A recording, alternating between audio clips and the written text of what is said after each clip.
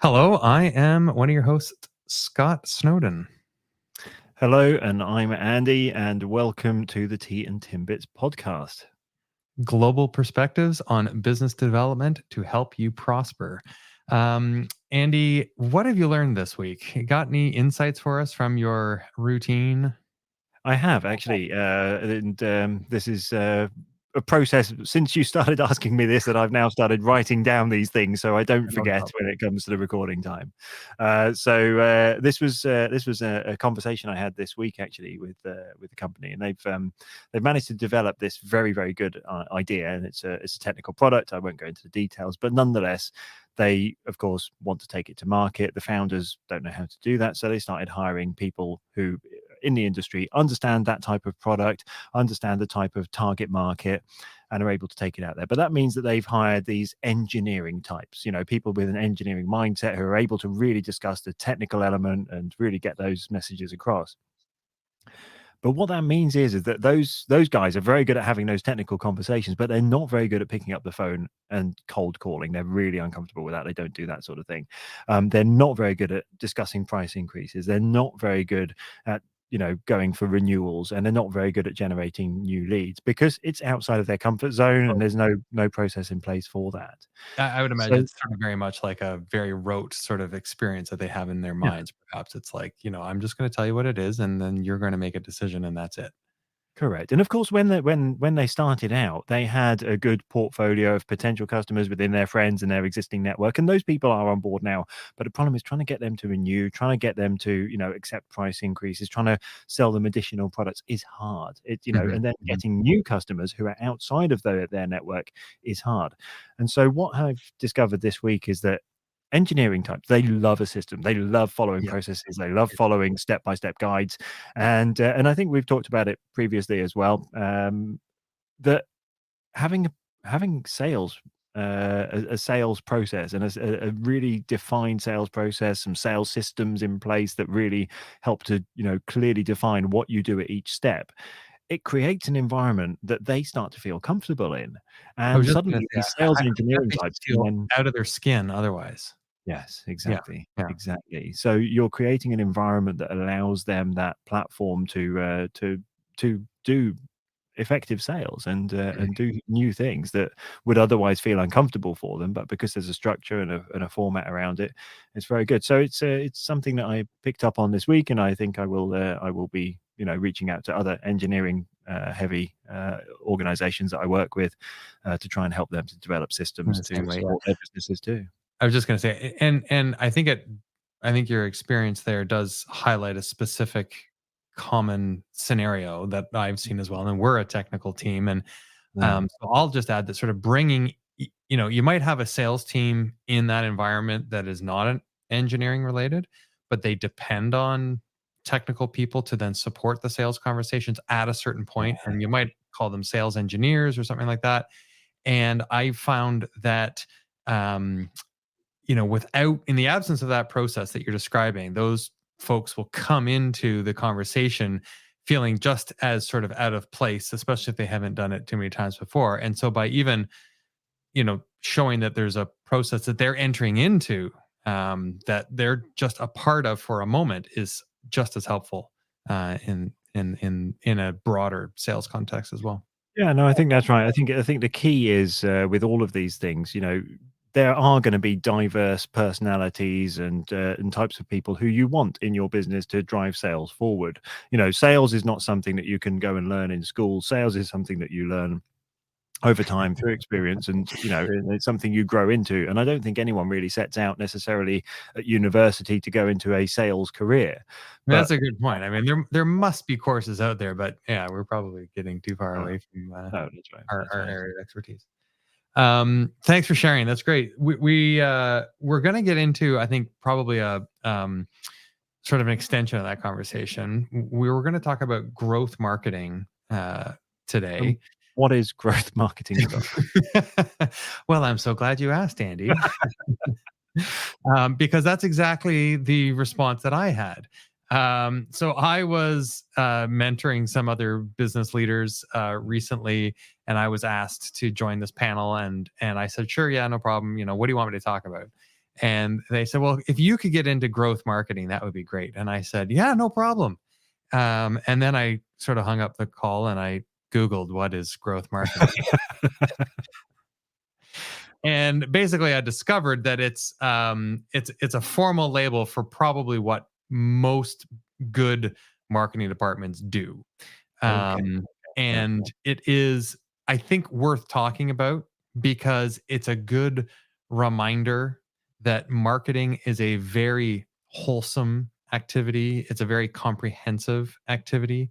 And so, what I learned and what I showed up with a lot of confidence talking about was that growth marketing is a concept that requires that you analyze your entire sort of business operation when you're marketing, and that marketing is not just the tactics or the campaigns that support, the lead generation that a salesperson needs, but Mm. that growth marketing requires that you think about the entire buyer journey. So when are you going to what are you going to say to somebody in those traditional moments to get them interested in you, to nurture them along in those conversations? But what else are you going to do for them once they become a customer, once they're already converted?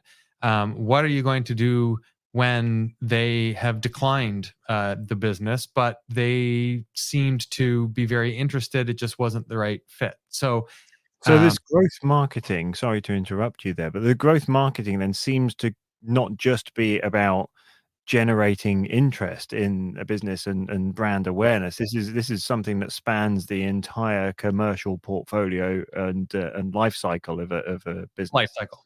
Yeah, Life that's the right word. Yeah. So cycle. it's thinking about and it's thinking not just about sort of like you can think classic marketing, and I'm going to run a campaign, I'm going to put some content out there, and I'm going to support it with some advertising, and I'm going to drive to a sales funnel, sales conversion, sales form, or something like that.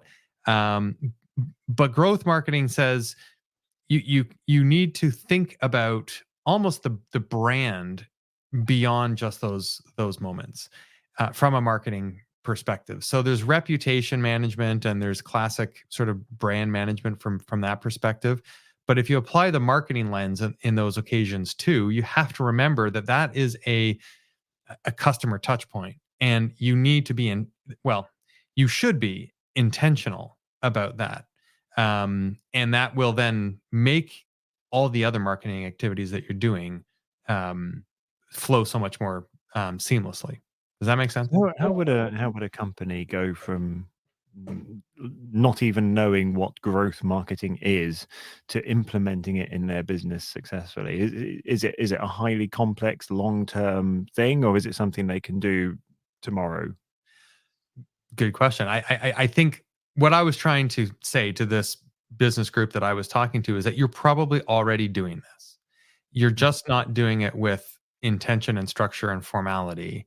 okay. That if you pause for a moment, sit together, think about some of the other touch points and activities that you already have going on that interface with your existing clients or with your prospects or even just with the market from a reputation perspective, you've probably got some of this happening. And the shift is to formalize it, to say, well, actually, we are showing up at events to support, or I mean, that's kind of maybe a more classic marketing moment anyway. But if you're doing product demos or if you're doing customer support, that's a good example. So if you're doing customer support, how can you turn that into a marketing opportunity and not just a support opportunity? Oh, I see. Okay, yeah. No, this was something a few years ago we tried to do with customer service teams as well. They're Yes. trying to get them on board to think about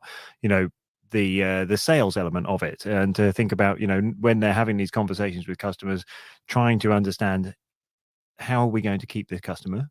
How are we Yep. going to grow this customer?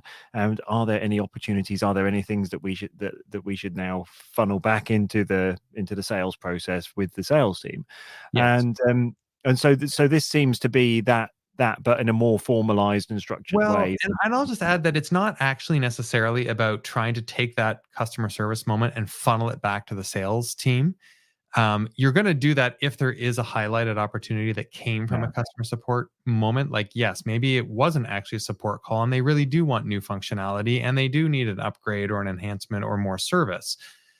But that's not what I'm actually talking about. I'm saying that your customer service touch point is a moment to reinforce your brand values, to share your message, to make sure that they have a positive experience, so that they become an advocate, so that they tell their friends, so that you get more customers as well. So it's a very wholesome way Mm. of acknowledging that your all of your touch points and engagements have a role to play in supporting business growth and development. And I think that this is kind of obvious to a lot of business owners and business leaders, but I think a lot of them haven't sat down and said, hold on, let's itemize all of these moments and Yeah. let's talk about what we're doing and how they're being shaped in order to support business growth, marketing, sales, and I think operational efficiency and so on and so forth. I mean, to me, this sounds like absolutely the way that all companies should be operating, with this in mind, and this growth mindset being sort of a foundation almost of everything that they do in the business, and every customer interaction that takes place.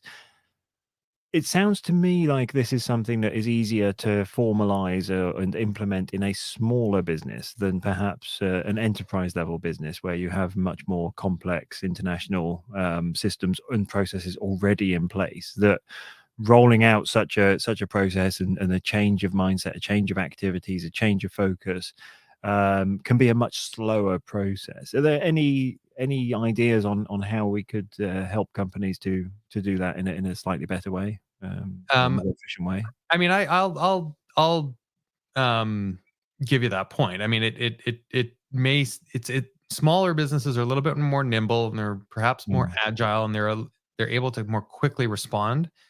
But bigger businesses have a lot more resources, Yeah. and I would suggest that, like, the smaller business who wants to do this, it might be easy because it's the same person doing customer service as it is doing sales, and so they can just kind of be a little bit more intentional about their own mindset. Boom, done, check the box. But they've got way more other hats to wear, and it's just another thing that they have to think about, and that may lead to less likelihood of success. But a larger enterprise gets to say, this is a new concept for us. Let's have a cross company meeting and share the insight and the mandate, and task department heads with integrating the concept into everything that they do, and reporting back on what initial adjustments they've been able to make in order Yeah. to advance it for themselves. And by the way, we have a centralized shared service team that can support you produce workflows, diagrams, collateral, that kind of thing. So it might be a little slower to advance it, but there may be the ability to make it happen with more formality. Yeah, okay. So, and in those circumstances where you're looking at the larger organization and implementing something like this, it could be an opportunity to perhaps break it down into smaller steps, into smaller pieces that are more manageable, that you do, one step at a time, and then you get that, you end up at the goal necessarily without everybody feeling like, oh no, it's too far away, it's too much of a big project, we're not going to get involved with that. So there must be ways of finding within a particular business, and I imagine it's different for each business, but there must be a way of breaking it down into smaller manageable pieces that they can then implement on a more successful basis, perhaps. Yes, and I think it just comes down to collaborating and having a bit of a brainstorm, Yeah. Yeah. and thinking about what are those customer touch points that we can all list, and let's Yeah. combine Okay. that list, and then let's see how core traditional marketing functions can support that, and let's talk about how some of those interactions are already taking place, and let's see if they need any refinement in order to be a more brand aware engagement. That's But a I really, really interesting topic, Scott. I think we could probably talk about this for a very, very long time, indeed, getting into details. I can feel myself getting very enthusiastic about it and really curious to drill down into it. But I think for now, this is probably okay for today, and maybe we can circle back and redo this another time. All right. Well, thanks everybody. Appreciate listening. If you want to get in touch with us, you can find us on LinkedIn, and we're happy to take any sort of questions or feedback that you might have. All right. Thanks Until the so much, next Scott. one.